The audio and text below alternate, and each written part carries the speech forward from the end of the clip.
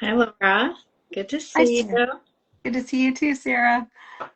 And welcome to people who are going to be joining us to this Instagram Live.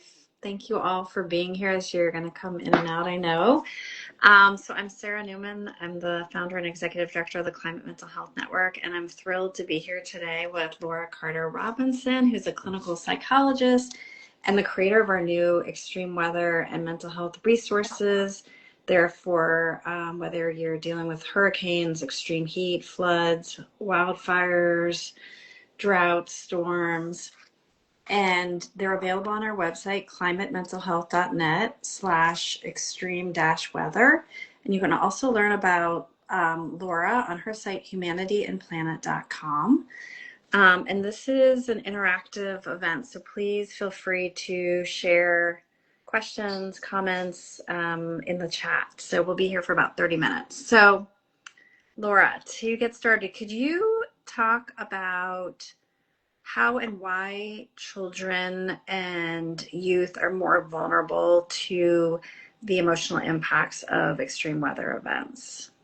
Yeah, absolutely. And I want to say first, Sarah, thank you so much for having me here. And thanks to Climate Mental Health Network for, this really important initiative on extreme weather events because it's so crucial. And I think there's so much on the website that is great for people to explore. So lots of good stuff there for sure. And I think these last couple of weeks, even in terms of what's been going on in the country, we've had extreme heat, floods, wildfires, and smoke that's gone everywhere. So many examples of why this is so important for us to get into. So I'm really glad we're talking about it today. But when it comes to why children and youth are more vulnerable, there are a few different reasons. I mean, the first thing is that children and young people don't have the same amount of control in life as adults, right? We can all obviously see that. And where that comes into play with events like this is that here are these huge things that are out of control even for adults, right? There are things that are coming along and we can't do anything about stopping them in that moment. So adults, though, can control evacuation, preparing, all of the different things throughout, and kids don't have that same level of control, and so that can feel more anxiety provoking for them because they just don't have the ability to manage that. So it's also why we'll talk about how it's important to work with kids through this process so that they can have more of a sense of agency around it. um, and they also don't understand in the same way, particularly young kids, don't have this perspective, of course, that we do as adults. So they're not following all the news, hopefully. They're not hearing about all of this. And so everything is really out of context. And so here is this big thing that is suddenly either present or about to be present, and they don't have all the context around it. And so that can be really scary as well, just to not really understand all the different components of it. So again, another piece of what we'll talk about, the importance of explaining to them. But that can cause a lot of anxiety and be really scary. And same thing with media exposure around that, we'll talk about. But it's really important because when they are starting to see things on the media, if you have the TV on or something like that, and they're hearing all these repeated things, they don't know, particularly young kids, is this just, one hurricane after another, after another, after another? And even things that are far away, are they can feel that they're happening right outside. And so it's just a really challenging experience.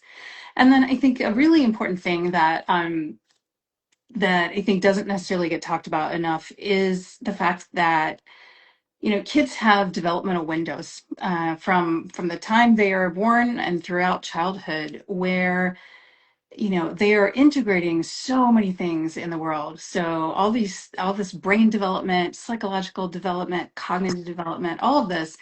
And anyone who has kids has seen this, right? Where there are these time periods where, all these things happen. And it's incredible when we think about child development, sort of how children are becoming who they are and what they're taking in about the world. And so when there are extreme weather events like this, those get taken in as part of their life experience. And as adults, when it happens to us, we have the knowledge, our brains are developed, we have the knowledge and the ability to integrate that in different ways based on our own experiences.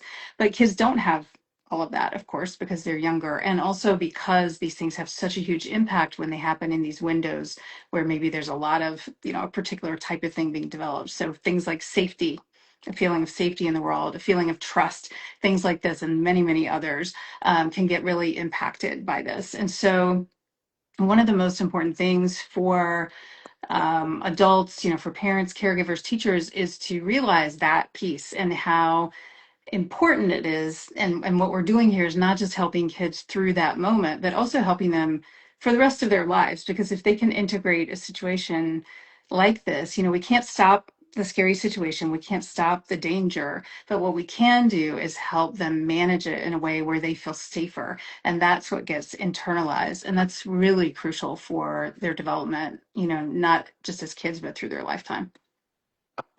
Yeah, thank you so much for this. And Mhm. thanks to everyone who is joining us. I'm here with Laura Carter Robinson today. Laura, could you talk about what are things that everyone should do to prepare for these extreme weather events, and why is preparation essential? And I'll just add before you answer that on our website, on the extreme weather event page, there's a preparation tip sheet that Laura had created.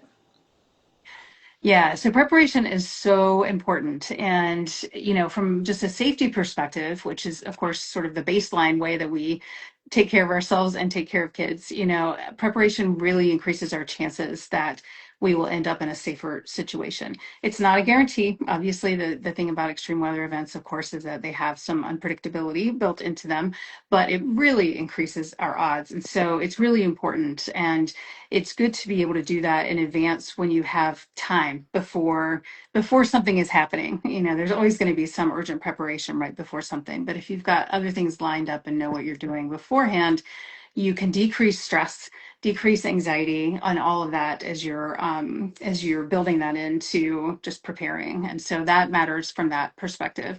It also goes back to that feeling of control for everyone, right? It helps you feel like, okay, there's something I can do here. And when we're looking at kind of the powerlessness that can happen for adults and kids around this, it's a really good way to be able to look at this and say, all right, yes, things happen, but here are all the things that we can do to make ourselves safer and to have a plan and things like that. So, that's really important. Particularly, it's true everywhere, honestly. And the more, we're all experiencing this, that I think that's becoming clear to people that wherever you are, having a plan in place is increasingly really critical. And but particularly in areas where these things are already happening a lot, like if you're in a particularly, say, wildfire prone area, then you really want to normalize this for kids. This is one of those things that happens here. This is what we do to stay safe. And you, again, with all this, it's just very matter of fact when you're doing it in advance. So that's one of the most important things too, is to prepare so that it can be calmer and more matter of fact. Related to that, could you talk about creating go bags, emergency go bags with kids? You had said in the resources, it's important to have things like stuffed animals in it. And why is it important for kids to be involved in the process of creating these go bags? And maybe just explaining what a go bag is for people who aren't familiar with the term yet. Yeah, absolutely. So go bags are really important, and they're something that are just starting to kind of, I think, get into more people's awareness. So I'm glad we're going to talk about those for sure.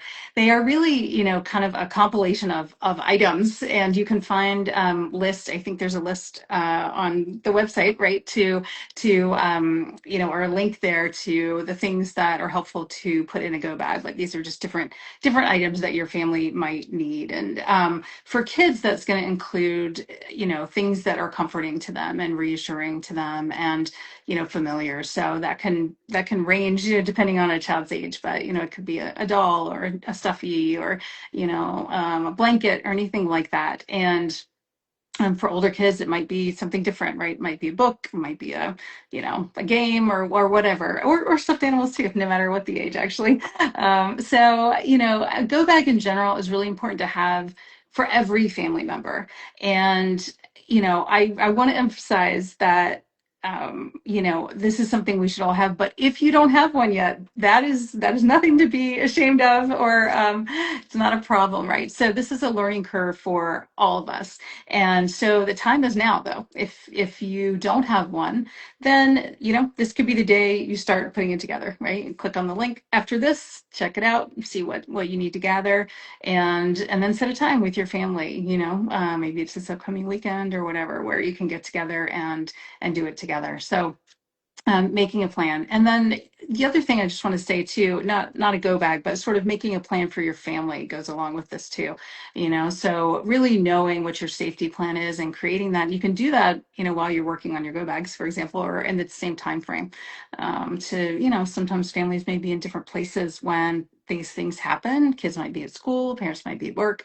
Kind of coming up with something so that everybody knows what is going on, that can also help with anxiety. But for kids to be included, which I think really is important, even young kids, when you're not in an urgent situation, which again is the benefit of doing this in advance of anything happening. Young kids can pick out, okay, what toy do I want to put in my go bag? Which thing feels comforting to me? Maybe they need a duplicate toy, right? They may have a favorite toy that they don't want to keep in the go bag because they want it in their room also, and so maybe that's their thing that they need a duplicate of, one in one place and one in the other. And so things like this where they can feel like they're a part of it, they're part of a team. So there's a real difference in things happening around us and and being part of those things, right? No matter who we are. And so when we're part of it, there's an investment in it. It feels like, it can feel good. It can feel fun. It can feel really empowering to know, like, okay, there's something I can do here, and I've built this little thing that I'll have with me. And so that can be really, really comforting for sure. Thank you for that. And just for people who are joining, please feel free to comment or ask questions in the chat. And the resources that we are referring to are on our website, climatementalhealth.net/extreme dash resources, extreme weather, excuse me, that Laura has created. Could you share, Laura, some common tips amongst all of the extreme weather event resources, and then also where things deviate based on the weather event? We have, right now in the US, severe floods, wildfires, and heat and so forth. So what are the commonalities and where are the differences in terms of how people are, what people should be doing?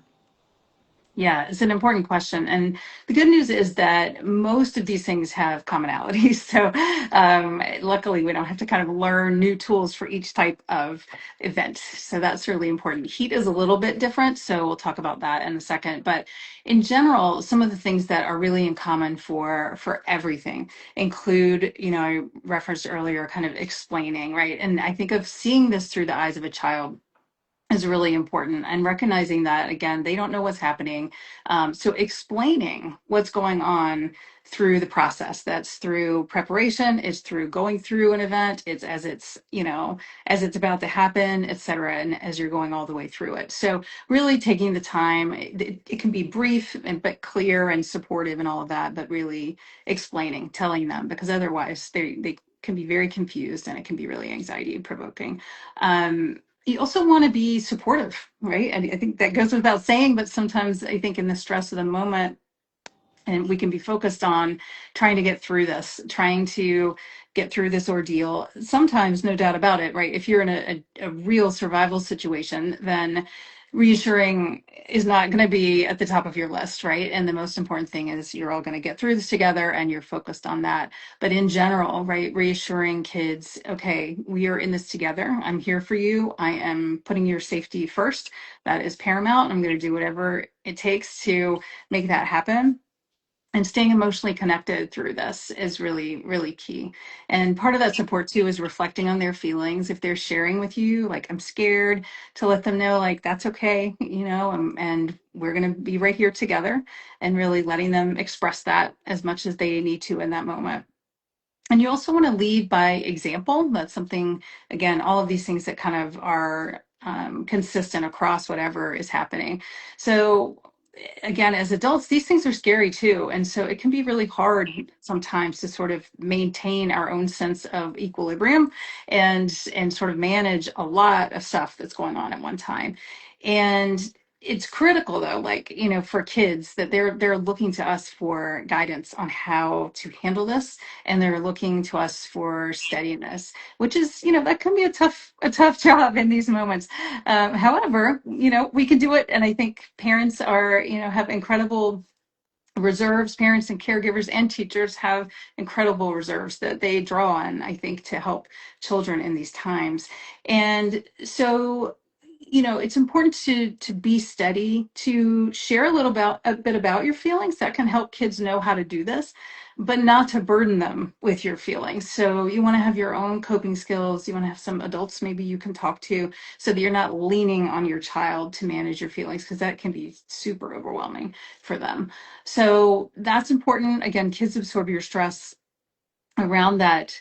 Some other things, media exposure is a big thing to be careful of in all of these situations. So for younger kids, like I mentioned earlier, it can be hard for them to know what's real, what isn't real, how much is happening or not. And so it's really, they just don't have the perspective and the it's just not developmentally appropriate. So keeping them away from the alerts and all the different things like that is really important. When you have older kids, you get into a little bit of a different zone where you want to teach them, right? This is sort of part of life, and you want to teach them what it means to experience these alerts, what it means to watch, the things on TV or on social media, and help them learn how to navigate it.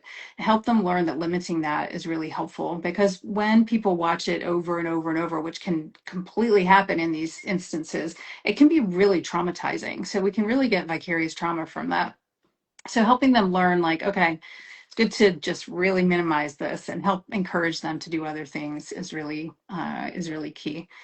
And I think some other pieces here, connecting with other people through all of this. So, whether that is, during or afterwards, connecting with neighbors, connecting with your community, and even in instances where, other people are worse off, helping people connect to helping people.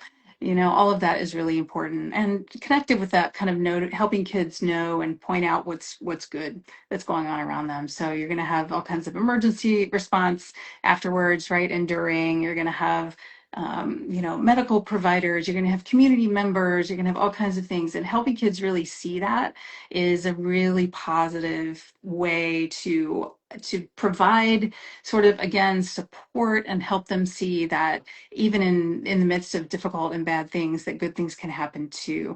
And that increases their ability to weather this emotional storm as well, and helps them, keep from being as anxious. And one other piece in terms of everything is having a pet plan too, which is really important for not just for pets, but for kids and family members, because kids can get really worried about that. So that's important. And we can talk about heat separately if you want for a moment. Yeah. Yeah, so heat is a little different because obviously, as opposed to being sort of a discrete, sort of single event where, it happens and it's very clearly over. Heat is less visible, right? And so it's, even though it may be particularly hot during a particular time, it doesn't necessarily sort of, on and off in the way that something like, a storm is, for example. So but it's also deadlier than any other extreme weather event. And so it's really important to pay attention to. And I think it's something that, obviously, as this continues to grow, is something that people are growing in awareness of as well, which is good.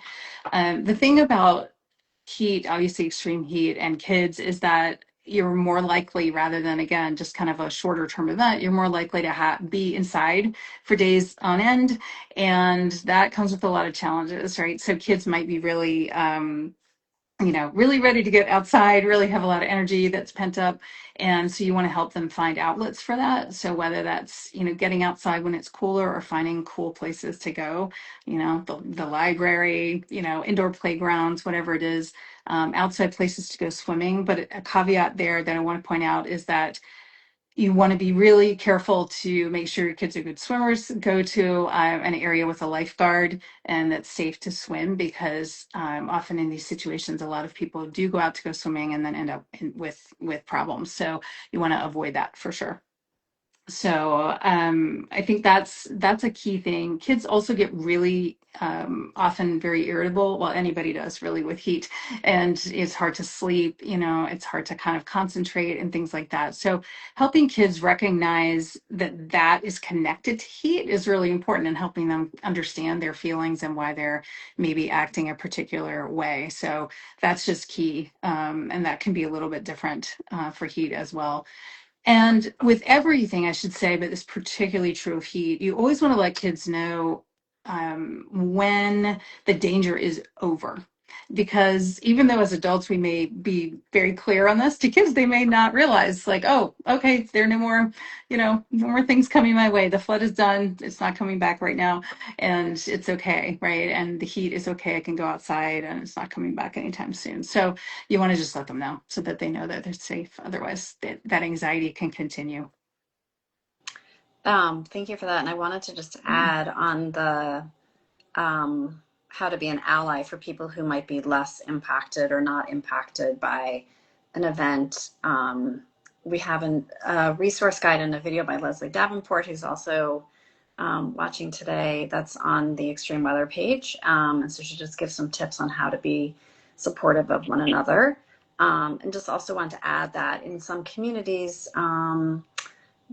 cities, towns will set up cooling centers now in the same way that they'll set up warming centers in the winter. That you can also look for cooling centers, which can be buildings or buses, which are running and available for people just to find a cool space. So, could you talk about the wildfire smoke? So much of the country was blanketed in wildfire smoke from Canada.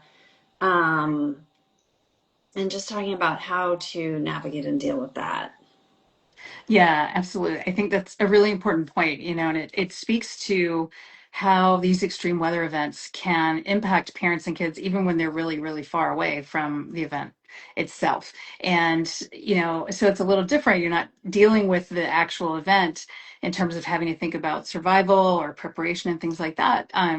It's pollution, and so it's a little bit different that way.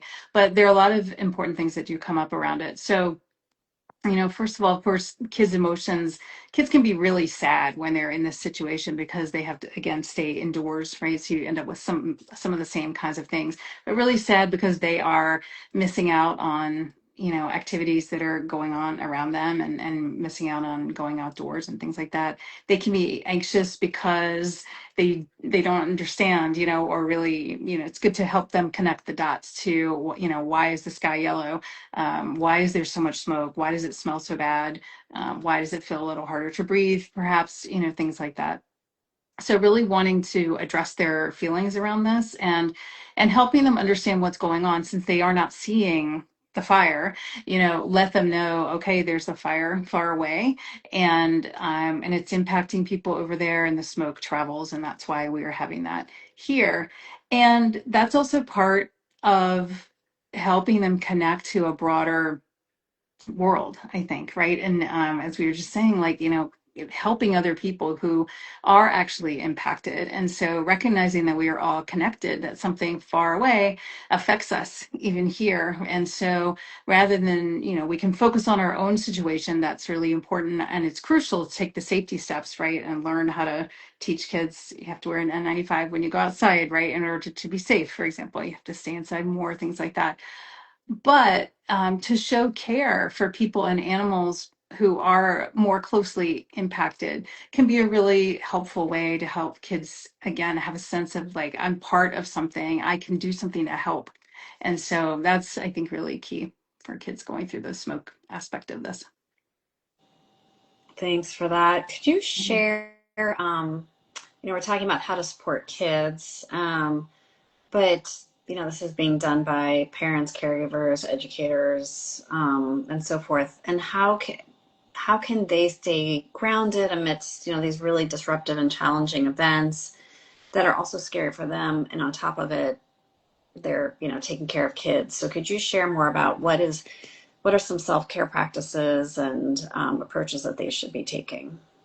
Yeah, absolutely. Yeah, it's a tough job, right? And a really important job. And I think it is really important to recognize our own emotions as adults when we're going through these things and really, give ourselves room to feel and to know that this is difficult and can be really challenging and even overwhelming in these moments. And it's true when you have kids under your care, you have a whole other layer of difficulty that you're experiencing and managing. So it's important in general for people, and people can kind of do this, in the moment. But if there's time to figure out in advance, in general, to start building in some practices in your life that are helpful to you in moments where things get a little bit tense or overwhelming, things that can help you feel calmer and grounded. So different things work for different people. So trying out different things again in advance can be really helpful. So that can include things like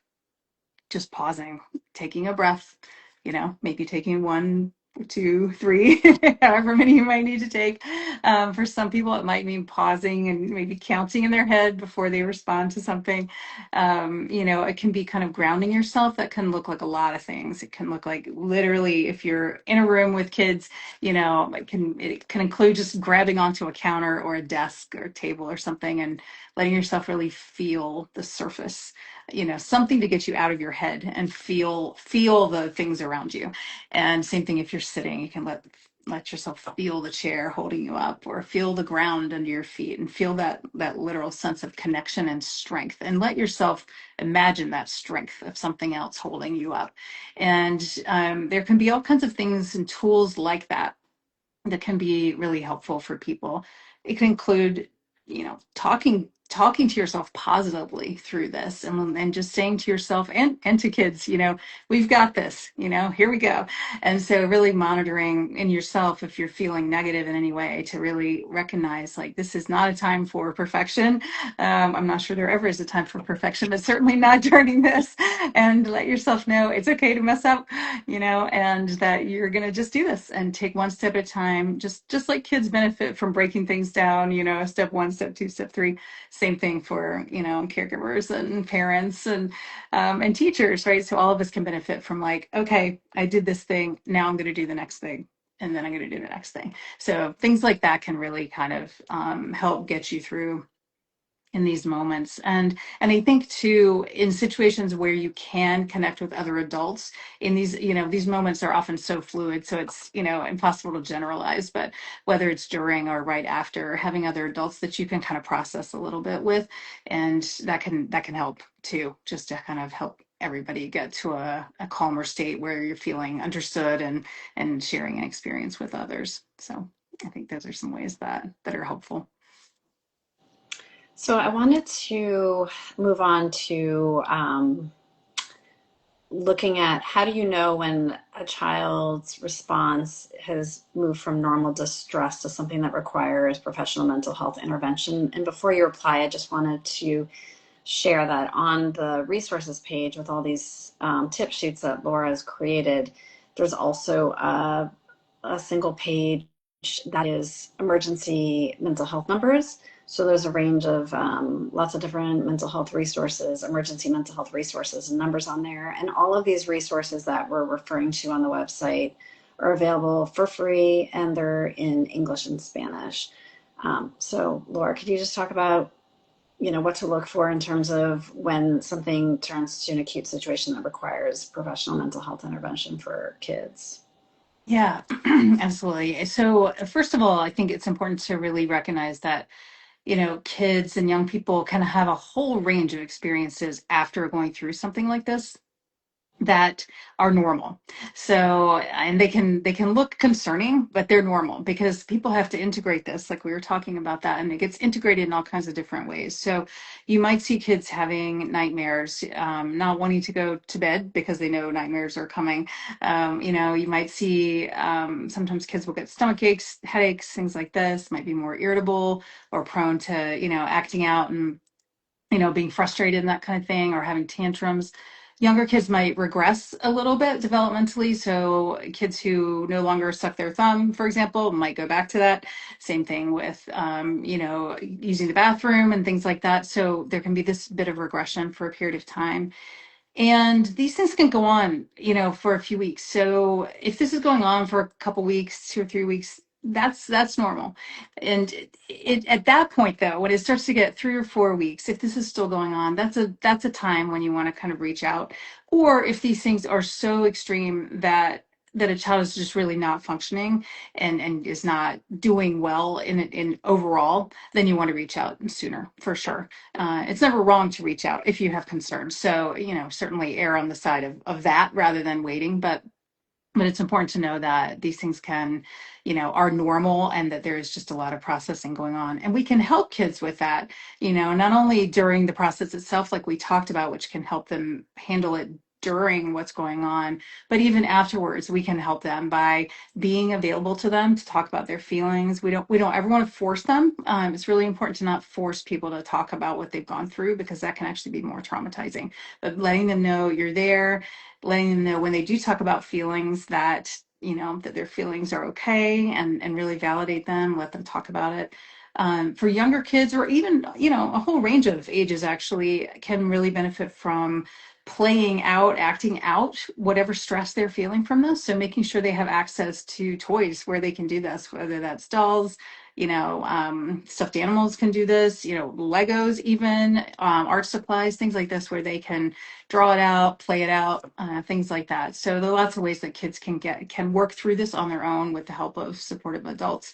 But yeah, there is that line that where we do need to make sure we're getting them some help if it's really getting bad, or it's really severe or lasting for a long time.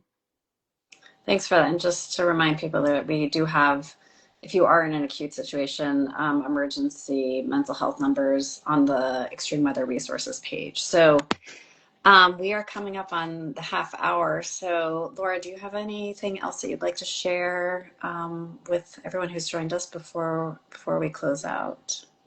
Yeah, I think maybe just a couple of things. First, I want to just emphasize, even though I think this is on the website, but if you go there to get the tip sheets, which I hope you will, please download them in advance because you may not have cell service or power at the time when you need them. So print them out, put them in your go bag, get familiar with them now, and think about your own kids' circumstances in relation to this too, and add those things to the tips for yourself. And I also really want to quickly touch on a different angle of this, which really has to do with kids' fear of nature that can kind of come up around all of this, and how important that is, because kids can of course develop fears around extreme weather events, right? Can be traumatic and all that, and so supporting them in the ways that we've talked about today is really really important, with sort of lessening the possibility that they're going to become afraid of being outdoors and afraid of nature. But another piece of that is really making sure that kids have lots of positive experiences with the outdoors, right? Because we want the positive to outweigh the negative, because we don't want them to be going through life with this ongoing fear. So, normalizing being outdoors is really important now, and, as they're growing up, so that they're not afraid of it. So, you know, we want to also just let them know, not during extreme weather events as those are occurring, but just as a matter of course, to let them know that, nature is not trying to harm them. And that sounds maybe silly as an adult, right, to hear that. But for kids, this is really important message, right? This is not nature. And for them to know that this is climate change, this is human caused climate change. This is not the natural world trying to hurt them. And that if we can help the natural worlds, then we can help make this better for the future. And I think that's a really important thing, and really one of the greatest things that we can all do as parents and caregivers and teachers for kids, is to help create that world so that they're not having to deal with this stuff as much in the future. It's a beautiful way to end, and thank you, Laura.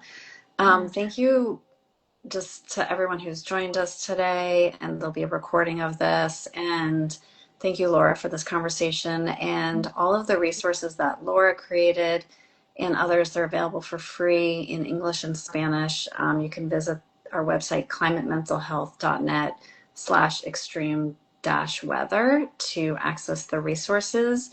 It includes preparation tip sheets for each type of extreme weather event, emergency mental health numbers, stories from extreme weather survivors, how to be an ally. There's a lot of really, really important and great resources there. And, you know, the majority of Americans are living through some type of extreme weather event right now. And, you know, these are not isolated incidents. We're talking about tens of millions, hundreds of millions of people. And, you know, to get through all of these events, we really need to lean into each other. And so I hope that, you know, this conversation and the resources that Laura's created will help people better navigate these events, you know, these climate fueled extreme weather events as they increase in, you know, frequency and severity. So I hope everyone continues to stay safe and during all of these events this summer. And a huge thank you again, Laura.